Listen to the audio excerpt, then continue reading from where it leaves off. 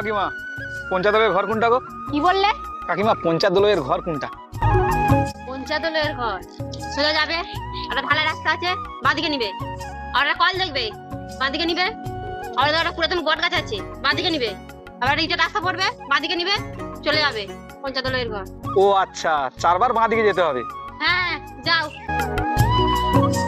আচ্ছা, এই তো সেই ঢালাই রাস্তা, তার মানে এদিকে বাম দিকে যেতে হবে। এই তো সেই কল, মানে আবার বাম দিকে। আচ্ছা, এই তো সেই পুরনো বট গাছ, মানে আবার বাম দিকে যেতে হবে। আচ্ছা, এটাই তাহলে শেষ ভাগ, তার মানে এসে গেছি। হ্যাঁ, সে তো আবার একই জায়গায় পৌঁছে গেলাম। কেমন আমাকে ঠিকানা দিলে? ও কাকিমা, আরে তুমি কি ঠিকানা দিলে? সেই তো আবার একই জায়গায় পৌঁছে গেলাম। হ্যাঁ, এই তো পঞ্চায়েতের ঘর। তুমি তাহলে অত দূর আমাকে ঘুরালে কেন? আরে তাহলে তুই আমাকে কাকিমা বললি কেন? কোন অ্যাঙ্গেল থেকে আমার কাকিমা লাগিয়েছে?